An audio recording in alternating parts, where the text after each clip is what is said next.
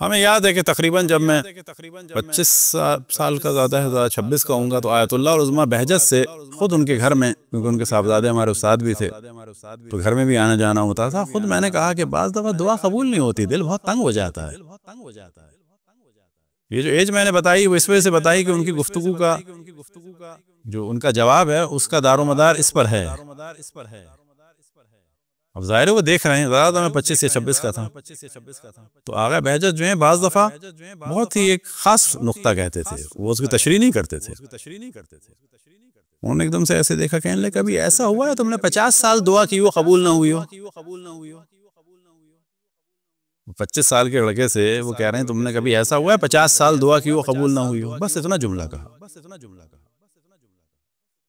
اس کے فوراً بعد جو ہے وہ ظاہر ہے جو پہلی معلومات ہوتی ہے تم سے شوق لگا کہ بھئی یعنی اس کا مطلب ہے 50 سال بھی بعد ہماری کیفیت یہی ہونی چاہیے کہ وہ غنی ہے، پاک ہے، پاکیزہ ہے، علیم حکیم ہے، وہ دے گا نہیں دے گا، اس کی مرضی ہے۔ ہم کسی ایسے اللہ سے نہیں مانگ رہے ہیں جس کے پاس صرف پاور ہے، ہم ایسے اللہ سبحانہ و تعالیٰ سے مانگ رہے ہیں جو عادل ہے، علم رکھتا ہے، حکمت رکھتا ہے، اس کے بغیر نہیں وہ کام کرتا، ہمارے لیے بہتر جو ہوتا ہے وہ کرتا ہے۔ البتہ بعض دفعہ اس میں امتحان بھی ہوتے ہیں زندگی میں، دنیا بنی امتحان کے لیے۔ تو انہوں نے کہا کبھی کیا ایسا ہوا ہے کہ 50 سال دعا مانگی وہ قبول نہ ہوئی ہے، اس کے بعد خود بھی ایسے کر کے مسکرائے؟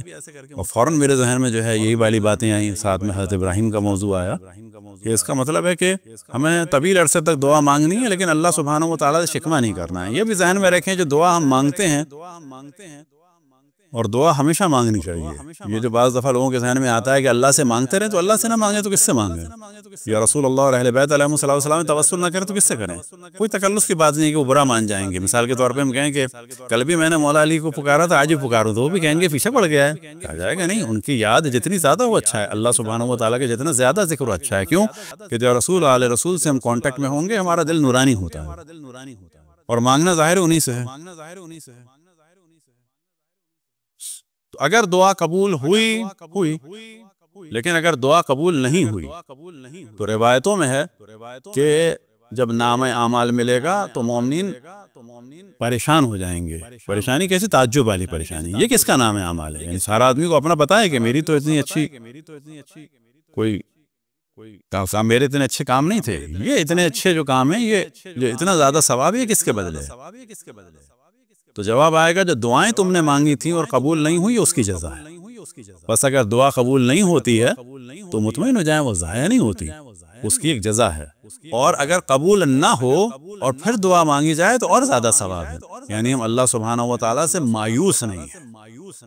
اور اگر نہ ہو، بعض دفعہ ٹائم گزر جاتا ہے، تو پھر انسان مطمئن ہو جائے کہ یہ اللہ ہی کی مصلحت تھی۔